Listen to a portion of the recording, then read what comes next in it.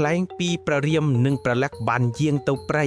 ក៏ទៅរៀនមន្តវិជ្ជាគ្រប់ប្រភេទពីឥសីពីស្វាមិត្តវេលាកន្លងយូរឆ្នាំឥសីពីស្វាមិត្តបានរៀបចំហោមពិធីជាកិត្តិយសដល់សិស្សគឺព្រះរាមនិងព្រះលក្សណ៍ដែលបានរៀបចេះចប់គម្ពីរវេទថ្ងៃមួយមានយក្សកាឡាខ្លួនជាក្អែកយ៉ាងធំឈ្មោះកាកណាសួរមកឆាបអស្រមឥសីខ្ទេចខ្ទីអស់ដុតផ្ទះកំតិចមហោមពិធីទាំងនោះឥសីពីស្វាមិត្តខឹងយ៉ាងខ្លាំង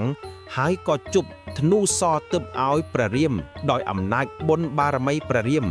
ក៏បានសូត្រមន្តគាថានឹងបញ្ចេញឫទ្ធានុភាពថ្លែងសរសម្រាប់យក្សកាកណាសួរនោះស្លាប់បាត់ទៅក្រោយមកក៏នាំព្រះរាមនិងព្រះលក្សណ៍ចូលរួមប្រឡងលើកធ្នូសរប្រជជនៈនៅនគរមេធិលាដើម្បីយកនាងសីតាធ្វើជាមហេសីក្នុងឱកាសនោះមានបេក្ខជនចូលរួមជាច្រើនដែលមកពីភពទាំង3សូម្បីតែព្រះឥសូរក៏មកនឹងគេដែរក៏ប៉ុន្តែគ្មាននរណាលើកធ្នូសររួចឡើយគឺមានតែតួអង្គព្រះរាមមួយគត់បានទទួលជោគជ័យដោយលើកធ្នូ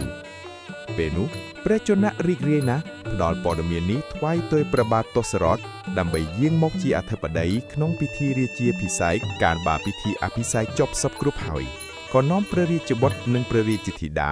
សុនិសាវិលត្រឡប់ទៅកាន់នគរអយុធ្យាវិញពាក់កណ្ដាលផ្លូវក៏បានជួបនឹងយក្សកំណាចមួយឈ្មោះរាមាសួរយក្សនេះបានចោទប្រកាន់ព្រះរាមថាលួចយកឈ្មោះរាមាបរមសួរមកដាក់ធ្វើជាឈ្មោះខ្លួនដូច្នេះត្រូវតែមកក្រាបបង្គំសុំទោសទើបលួចខ្លួនព្រះរាមក៏ផ្ចាញ់រាមាសួរប្រកបដោយជោគជ័យទៀត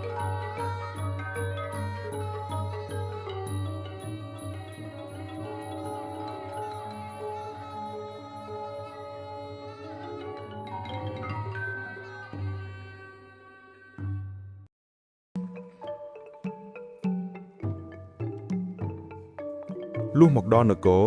ព្រះបិតានាមដាសរថមានបំណងលើកព្រះរាមជារាជបុត្រច្បងឲ្យឡើងគ្រងរាជ្យតាមប្រពៃណីនៃត្រកូលក្សត្រតែនាងកៃកេសីជំទាស់ដោយសំអាងលើពាក្យសច្ចៈព្រះដាសរថបានសន្យាថានឹងឲ្យបុត្ររបស់ព្រះនាងឈ្មោះភិរុតឡើងគ្រងរាជ្យវិញនៅពេលដែលនាងជួយព្រះអង្គក្នុងសង្គ្រាមបានឈ្នះព្រះអាទិត្យ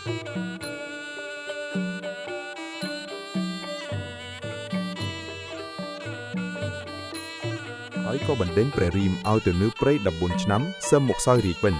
ព្រះលក្សណ៍កែវក្រោធចង់ធ្វើឃាតនាងកៃកេសីតែព្រះរាមខាត់ហើយបន្ទាប់មកក៏ស្ម័គ្រតាមដង្ហែព្រះរាមនិងទេពីសេតាទៅនៅក្នុងព្រៃ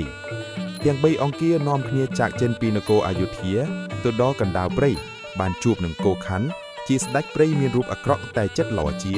ចែកជួយរំលែកទុក្ខពីព្រះរាមហើយព្រះអង្គទុកគោខណ្ឌនេះជាបងប្អូនបង្កើតតែមិនព្រមទទួលយកការអារាធនាពីគោខណ្ឌឲ្យនៅទីនោះជាមួយហើយក៏ធ្វើដំណើរទៅកាន់ភ្នំចិត្រកូដដើម្បីបួសជាឥសី